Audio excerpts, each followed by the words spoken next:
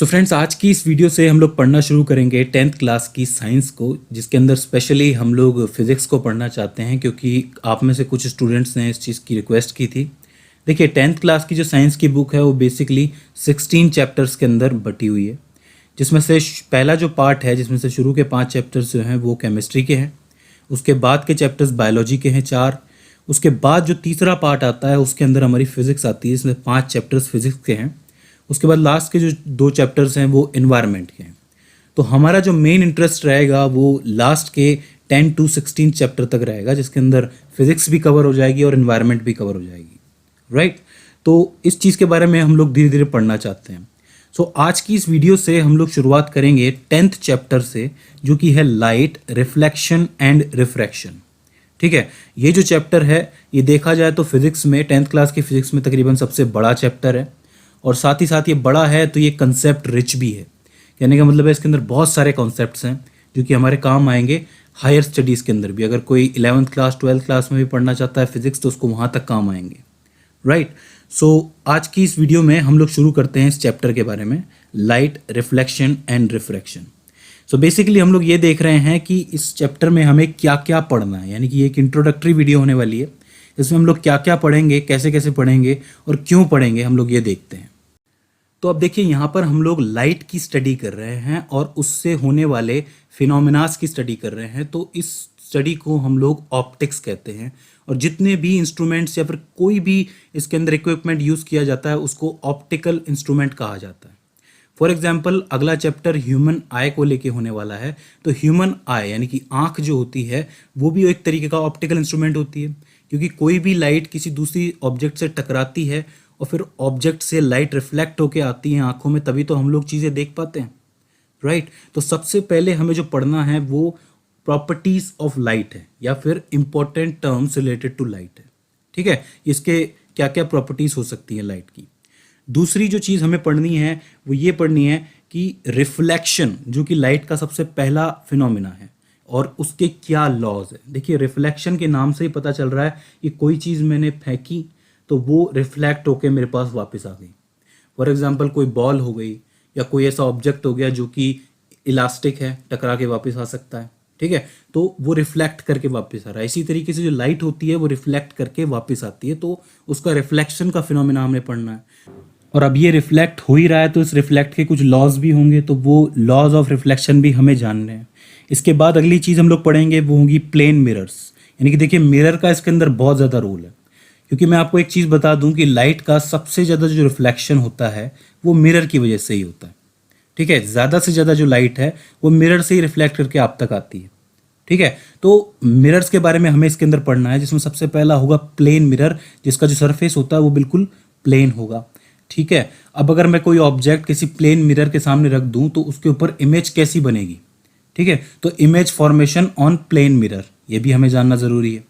इसी तरीके से जैसे प्लेन मिरर होते हैं वैसे स्फेरिकल मिरर्स भी होते हैं, यानी कि किसी मिरर का एक ऐसा काटा हुआ हिस्सा जो कि स्फेरिकल हो। ठीक है, अब वो हिस्सा अंदर की तरफ भी हो सकता है, पहला तो अंदर की तरफ होता है, और दूसरा बाहर की तरफ भी हो सकता है, राइट। इनको कॉनकेव और कॉन्वेक्स कहा जाता है। इन मिरर्स के बारे में भी हम लोग अच्छी तरीके से पढ़ेंगे डिटेल के अंदर। अब देखिए, जैसे प्लेन मिरर के अंदर एक इमेज बन रही थी, तो ऑब्वियस सी बात है स्फेरिकल मिरर के अंदर भी इमेज बनेगी, लेकिन वो प्लेन वाले से अलग होगी। ठीक है, तो image formation in concave mirror and convex mirror.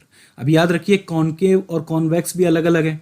एक का जो है हिस्सा अंदर धंसा हुआ है तो एक का बाहर निकला हुआ है, तो इसका मतलब इनके अंदर बनने वाली इमेजेस अलग अलग तरीके से बनेगी, तो ऑब्वियस सी बात है रिजल्ट्स अलग अलग ही आएंगे। ठीक है, तो अब उन इमेजेस का रिप्रेजेंटेशन हम लोग कैसे करेंगे, तो उन रिप्रेजेंटेशन के लिए हम लोगों को रे डायग्राम का यूज़ करना पड़ेगा। अब ये रे डायग्राम क्या होता है, देखिए, लाइट जो है वो हमेशा रे में, यानी कि एक सीधी लाइन में ट्रेवल करती है।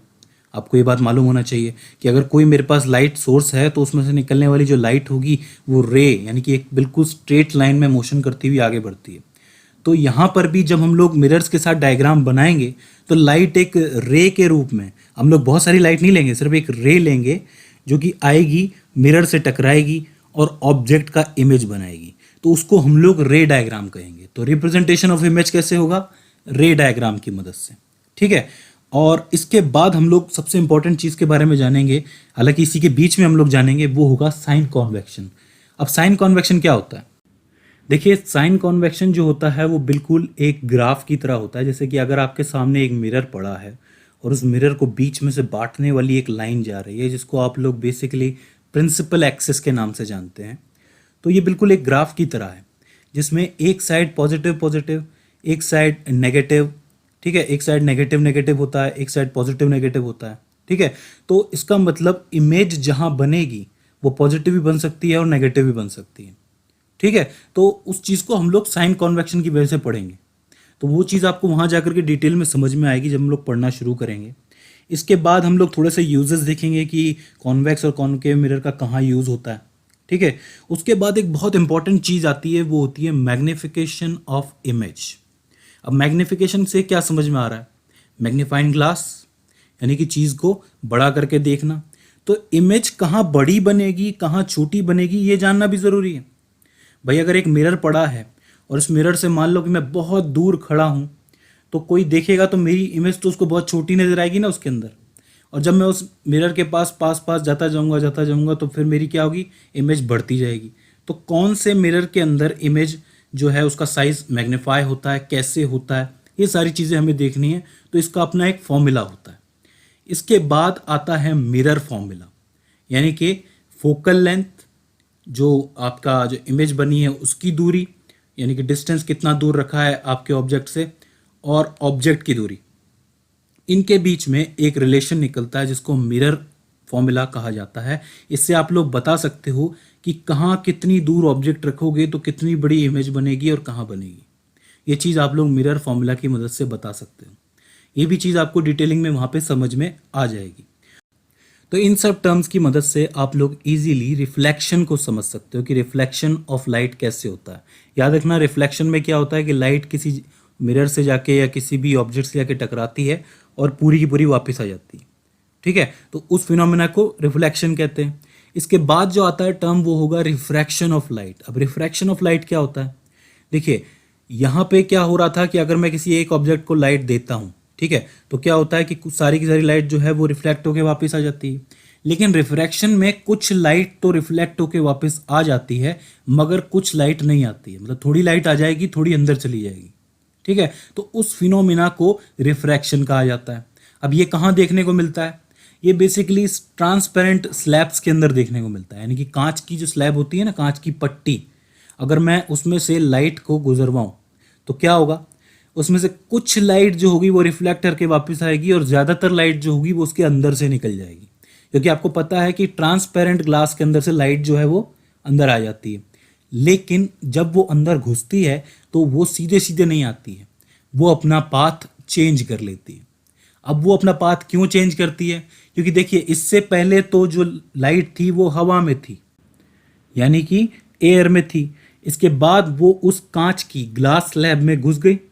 तो अब हवा के मीडियम में और कांच के मीडियम में कोई फ़र्क है कि नहीं है? भाई हवा के मॉलिक्यूल्स एक दूसरे से बहुत दूर दूर रहते हैं, आपको पता है।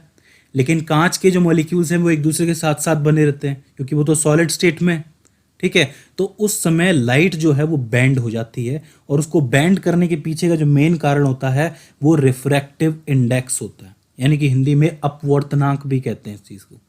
यानी कि ये जो रिफ्रैक्टिव इंडेक्स है, अपवर्तनांक है, इसकी वजह से, यानी कि मॉलिक्यूल्स के पास पास होने की वजह से लाइट का जो रास्ता है वो चेंज हो जाता है और वो अलग तरीके से, मतलब अलग वे को, अलग पाथ को फॉलो करके बाहर निकलती है, ठीक है। मतलब कांच के अंदर अंदर मुड़ी रहेगी, कांच से बाहर निकलने के बाद वापस वैसी हो जाएगी। तो इस तरीके से रिफ्रैक्शन होता है। अब रिफ्रैक्शन को देखने का सबसे अच्छा जो मीडियम होगा वो होगा लेंस। जिस तरीके से मिरर होते हैं उसी तरीके से लेंस भी होते हैं। अब लेंस जो है बेसिकली आपने किसी के चश्मे में देखे होंगे, आपने यकीनन सुना ही होगा, जैसे कि मैग्नीफाइंग लेंस होता है, ठीक है, मैग्नीफाइंग ग्लास होता है।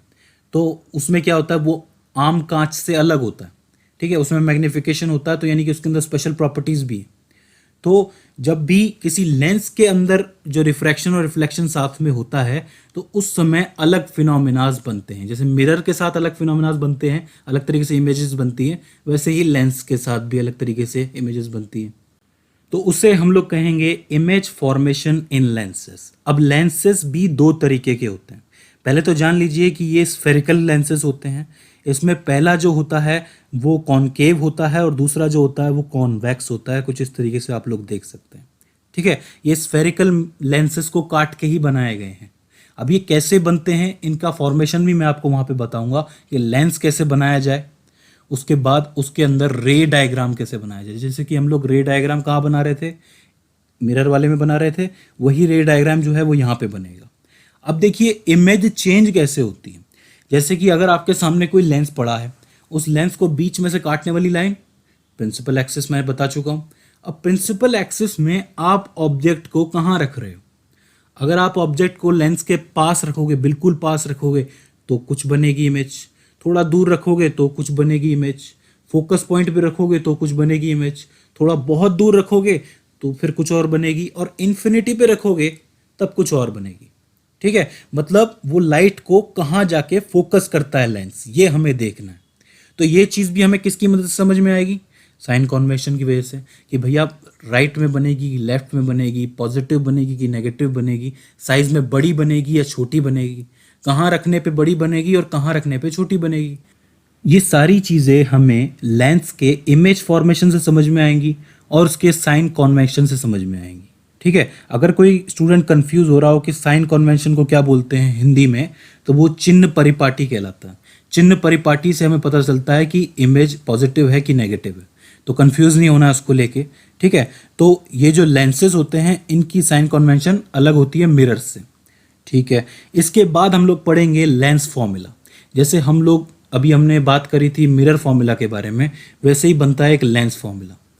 वैसे ही हमारा होता है लेंस फॉर्मूला, जो कि इसके अंदर बहुत यूज़फुल है। और साथ साथ हम लोग देखेंगे मैग्निफिकेशन, जो कि मिरर से काफ़ी अलग है, ठीक है। मैग्निफिकेशन बाय लेंसेस, ठीक है। और लास्ट में हम लोग देखेंगे कि किसी भी लेंस की पावर क्या होती है, पावर ऑफ द लेंस। जैसे कि आपने सुना होगा, कई बार लोग बोलते हैं कि पावर वाले चश्मे, ठीक है।